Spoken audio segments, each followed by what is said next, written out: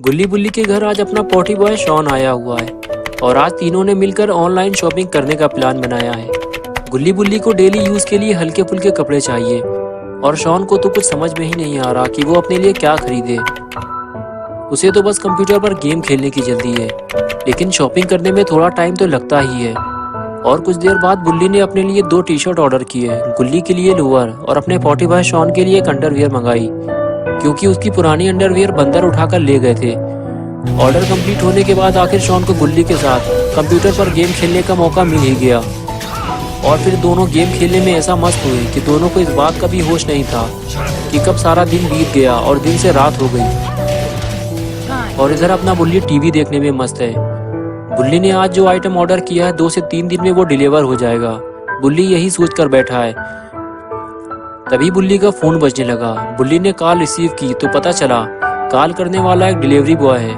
उसने बुल्ली से बताया कि आपका पार्सल आया हुआ है। बुल्ली ये सुनकर बड़ा हैरान हुआ। उसे ये समझ में नहीं आ रहा कि जो सामान उसने आज दोपहर 1 बजे ऑर्डर किया था वो उसी रोज रात में 9 बजे कैसे डिलीवर हो गया। लेकिन जो भी हो, बुल्ली ने उससे कहा ठीक है, तुम पार्सल दिए हुए एड्रेस पर ले आओ। तो डिलीवरी बॉय ने बुल्ली से कहा कि अभी रात के 9 बज चुके हैं और हम सिर्फ रात 9 बजे तक ही पार्सल डिलीवर करते हैं, इसलिए आपका पार्सल सुबह 10 बजे तक डिलीवर हो जाएगा। अभी मैं आपके घर से काफ़ी दूर हूँ और मुझे 2 पार्सल और डिलीवर करने हैं। मैं उसे डिलीवर करते हुए वहीं से निकल जाऊँगा। बुल्ली बोला तुम मुझे एड्रेस बताओ कि तुम कहाँ पे हो, मैं खुद तुम्हारे पास आकर अपना पार्सल ले लेता हूँ। तो डिलीवरी बॉय ने बताया कि मैं पुराने कब्रिस्तान के पीछे वाली रोड की तरफ आ रहा हूँ। तो बुल्ली बोला कि तुम कब्रिस्तान के थोड़ा सा और आगे की तरफ आओ, मैं वहीं आ रहा हूँ। तो डिलीवरी बॉय बोला कि ठीक है, लेकिन जल्दी आना, मैं कब्रिस्तान के पास ज़्यादा देर तक खड़ा नहीं रहूँगा। और फिर बुल्ली गुल्ली और शॉन से ये बताकर घर से निकल गया कि वो पुराने कब्रिस्तान के पास पार्सल लेने जा रहा है।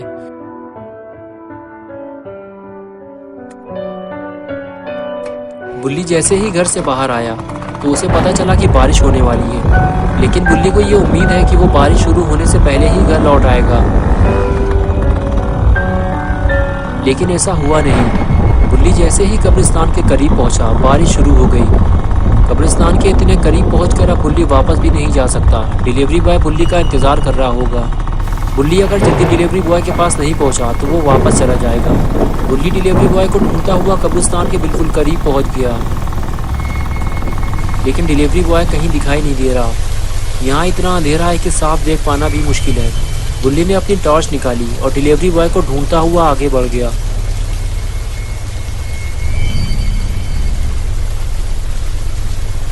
लगता है डिलीवरी बॉय कब्रिस्तान के करीब आया ही नहीं है, या फिर बारिश की वजह से वो वापस चला गया है।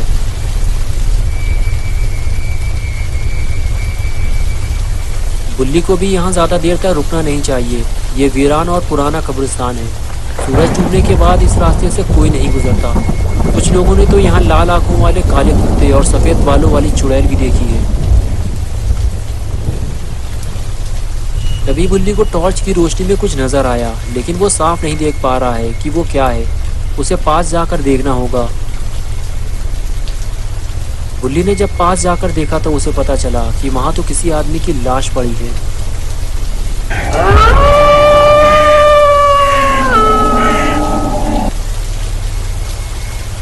लेकिन ये डेड बॉडी आखिर है किसकी? बुल्ली उस आदमी का चेहरा देखना चाहता था, इसलिए वो धीरे धीरे आगे बढ़ा और जैसे ही बुल्ली ने उसका चेहरा देखा, बुल्ली डर गया। वो डिलीवरी बॉय ही था जो बुल्ली का पार्सल लेके आया था। लेकिन इसे मारा किसने? लेकिन जिसने भी उसे मारा है वो कोई चोर लुटेरा तो नहीं हो सकता, क्योंकि पास में ही उसकी वैन खड़ी थी और पार्सल भी वहीं पड़ा हुआ था। अब बुल्ली का ज़्यादा देर तक यहाँ रुकना ठीक नहीं है, क्योंकि डिलीवरी बॉय को देखकर तो ऐसा ही लगता है कि उसे अभी थोड़ी देर पहले ही मारा गया है, और जिसने भी उसे मारा है हो सकता है वो आसपास ही कहीं छुपा हुआ हो। बुल्ली जैसे ही स्कूटर के पास पहुंचा तभी उसने कुछ आवाज़ सुनी। आवाज़ सुनकर बुल्ली वापस पलटा तो उसने देखा कि डिलीवरी बॉय की लाश को कोई खींचकर ले जा रहा है। लेकिन वो कौन है ये बुल्ली नहीं देख पा रहा। बुल्ली धीरे धीरे लाश की तरफ आगे बढ़ता है ताकि वो लाश खींचने वाले को देख सके।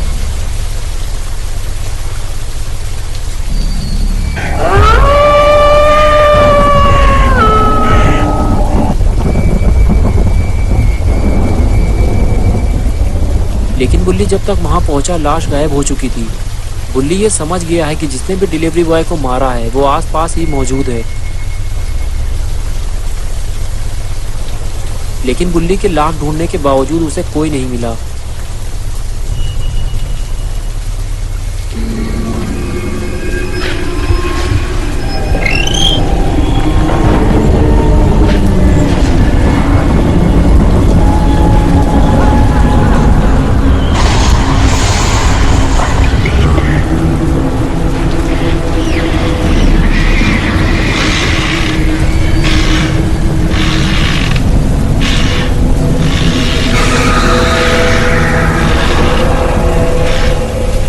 और इधर तेज बारिश होने की वजह से गुल्ली बुल्ली के घर की लाइट जा चुकी है और बचा कुचा इन्वर्टर भी इन दोनों ने गेम खेल खेल कर ख़त्म कर दिया है। घर में अंधेरा होने के बाद दोनों को बुल्ली की याद आई कि अब रात के 11 बज रहे हैं, बुल्ली अभी तक वापस नहीं आया। पुराना कब्रिस्तान भी घर से ज़्यादा दूर नहीं है। बुल्ली शॉन से कहता है कि हमें कब्रिस्तान जाना होगा, लेकिन शॉन रात में कब्रिस्तान जाने से मना करता है। वो कहता है कि पुराना कब्रिस्तान जाना अपनी मौत को दावत देना है। बुल्ली कहता है अगर तुम नहीं जाओगे तो मैं अकेला ही चला जाऊँगा। और फिर अपना पोटी बॉय शॉन गुल्ली के साथ कब्रिस्तान जाने को तैयार हो गया और फिर दोनों साथ साथ कब्रिस्तान की तरफ चल दिए। गुल्ली और शॉन दोनों आज पैदल ही कब्रिस्तान जा रहे हैं क्योंकि कब्रिस्तान यहाँ से ज़्यादा दूर नहीं है। दोनों बातें करते हुए आगे बढ़ने लगे। गुल्ली शॉन से कहता है कि तुम्हें उस औरत के बारे में पता है ना, जो कब्रिस्तान के मुर्दों पर जादू किया करती थी। जब लोगों को उसके बारे में पता चला तो लोगों ने उसे झाड़ू से पीट पीट कर मार डाला। शॉन बोला हाँ, उसको मारने के बाद कब्रिस्तान में दफन कर दिया गया था, लेकिन अगले रोज़ वो कब्र खुली हुई मिली थी और उस जादूगरनी की लाश भी गायब थी। हाँ, और उसके बाद से ही वो औरत चुड़ैल बनकर पुराने कब्रिस्तान में भटक रही है। और लोगों का तो ये भी कहना है कि उनके मोहल्ले की कई बकरियां भी गायब हो चुकी हैं और ये सब उसी चुड़ैल का काम है। मुझे तो इस बात का डर है कि कहीं बुल्ली उस चुड़ैल के चंगुल में ना फंस गया हो। तभी शॉन कहने लगा कि वो देखो कब्रिस्तान आ गया है, अब उस चुड़ैल की बातें यहाँ ना करो। गुल्ली और शॉन बातें करते करते आखिर कब्रिस्तान पहुँच ही गए। कब्रिस्तान पहुँचते ही गुल्ली ने देखा कि बुल्ली जो स्कूटर लेकर आया था वो सामने ही खड़ा हुआ है। शॉन कहता है ये भी तो हो सकता है कि बुल्ली बारिश से बचने के लिए कहीं छुप गया हो। गुल्ली कहता है हाँ, ऐसा हो सकता है, आगे चलकर देखते हैं, आओ मेरे पीछे। ये कहकर गुल्ली और शॉन आगे चल दिए।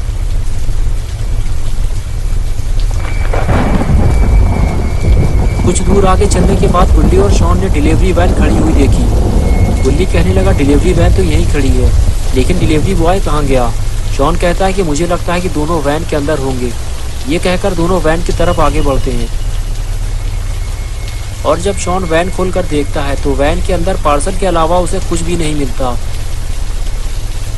गुल्ली कहता है मुझे कुछ गड़बड़ लग रही है, बुल्ली के साथ कुछ बुरा हुआ है। शॉन कहता है कि डिलीवरी बॉय भी तो गायब है, वो कहाँ गया। ये कैसी आवाज़ है, ऐसा लगता है कि जैसे किसी ने कब्रिस्तान का गेट खोला है। चलो चलकर देखते हैं। ये कहकर दोनों कब्रिस्तान के गेट की तरफ चल दिए।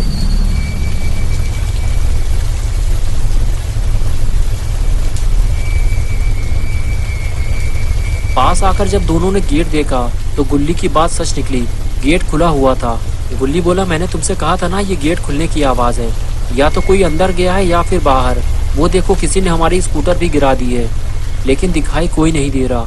मुझे लगता है कि हमें बाबा को बुलाना चाहिए, क्योंकि मेरे समझ में तो कुछ नहीं आ रहा। वो क्या था, यहाँ कुछ था जो मुझे देखकर भाग गया। मैंने किसी चीज़ को जाते हुए देखा है।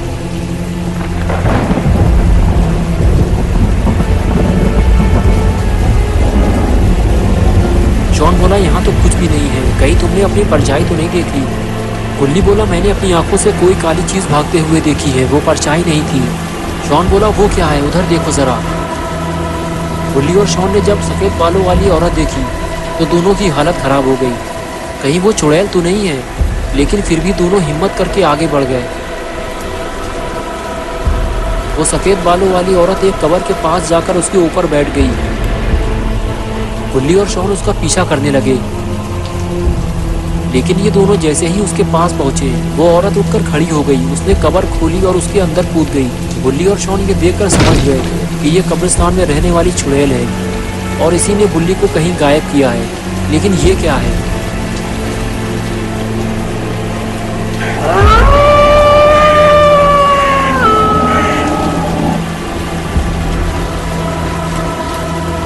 शॉन बोला ये दो पैर किसके हैं और इसका बाकी हिस्सा कहाँ है। गुल्ली बोला ये उसी चुड़ैल का काम है, ये मुझे डिलीवरी बॉय लग रहा है, चुड़ैल इसे आधा खा गई है।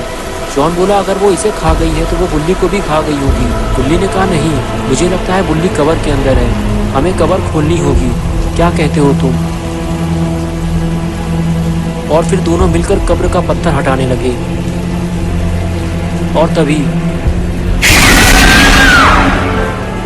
तो दोस्तों, अगर आप इस स्टोरी का पार्ट 2 देखना चाहते हैं तो इस वीडियो को लाइक करें, चैनल को सब्सक्राइब करना और बेल आइकन दबाना ना भूलें।